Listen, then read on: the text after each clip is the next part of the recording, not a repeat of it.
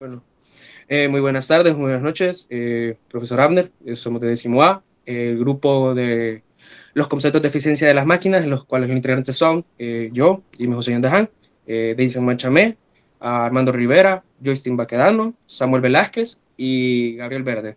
Lo cual ahorita lo voy a dejar con mi compañero Justin para que les explique los siguientes conceptos.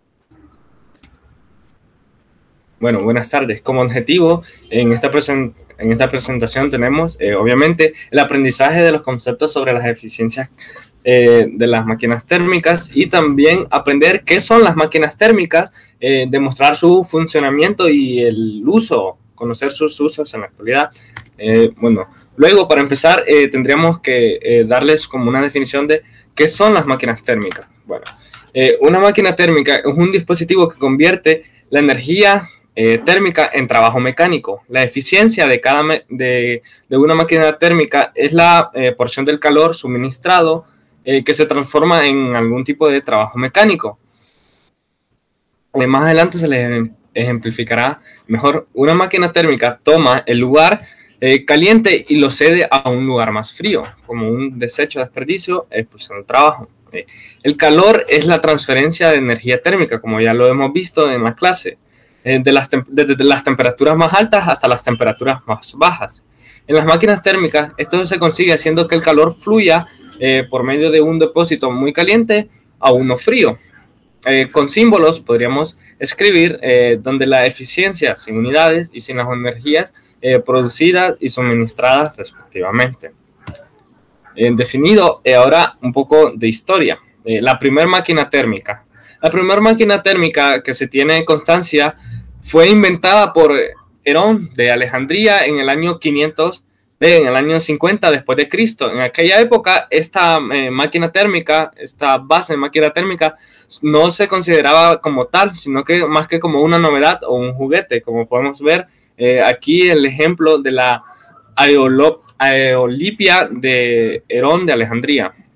Esto no fue una gran invención hasta la Revolución Industrial, en donde los motores térmicos se convirtieron en un dispositivo muy importante e útiles, como lo hemos visto en nuestras clases de historia, para el transporte y comercialización, sobre todo. La máquina de vapor, como ya hemos mencionado, se hizo muy útil en el siglo XVIII. Rápidamente, como se utilizó como una fuente de energía, y a finales del siglo XIX, él le siguió el motor de combustión interna, que en muchos aspectos fue una mejora de la maquinaria de vapor. Ahora, ¿cómo funcionan las máquinas térmicas? Bueno, las máquinas utilizan una sustancia de trabajo, como por ejemplo, para el caso de los motores de combustión interna antes mencionados, como un carro actualmente, la sustancia de trabajo es la mezcla de aire y combustible, y en una máquina de vapor es el agua. Dentro de las máquinas, la sustancia de trabajo experimenta entrada y salida de calor, como lo podemos ver aquí, un QH y un QC, una temperatura de entrada y una temperatura de salida.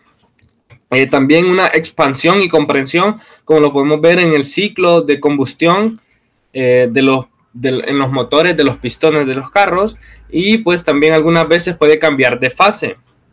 Las máquinas, como lo podemos ver en este mini diagrama, absorben el calor QC, o sea, el calor de entrada, desde una fuente de calor, un reservorio caliente, que es el TH en el diagrama, de temperatura Kelvin TH. Utiliza parte de esa energía para producir un trabajo W, el cual es el trabajo que produce toda esta eficiencia de la máquina térmica. Y pues esto tiene un desecho, ¿va? El cual se desecha la energía restante o la energía producida en forma de calor QC, el cual lo podemos ver aquí, que está en forma de salida QC, que se dirige pues hacia un disipador de calor, reservorio frío, con una temperatura TC. Como lo podemos ver en el diagrama, entra el calor del reservorio en forma de calor, produce un trabajo y se desecha a otro reservorio frío, más frío, obviamente. Ahora con el concepto de eficiencia.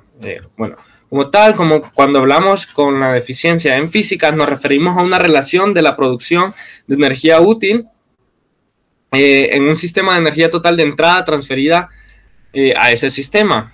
Bueno, como podemos ver ahí la fórmula, en máquinas térmicas la eficiencia se da entre la relación del trabajo y el calor de entrada. Como lo podemos ver, es igual a trabajo sobre QH, que QH era el calor de entrada. Y esto pues simplificado es como QH, calor de entrada, menos QC, calor de salida, sobre QH, calor de entrada. Bueno, y a la vez que se obtiene la eficiencia neta, las cuales podemos definir como Q es igual a 1 menos QC, que es el calor de salida, sobre el QH, que es el calor de entrada. Y los dejo con el compañero Jimmy, que les explicaría. Bueno, en este caso le vamos a explicar la máquina de Carnot, la cual la máquina de Carnot es una máquina ideal que utiliza calor para realizar un trabajo, como vimos en las anteriores explicaciones del compañero Justin. En ella hay un gas sobre el que se ejerce un proceso cíclico de expansión y compresión entre dos temperaturas. El ciclo termodinámico se denomina ciclo de Carnot y fue estudiado por Sadi Carnot alrededor de 1820.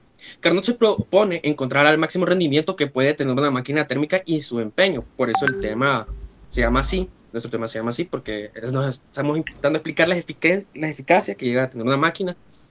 En este caso, para poder obtener un trabajo mecánico de calor, es necesario contar con dos fuentes de calor a distintas temperaturas.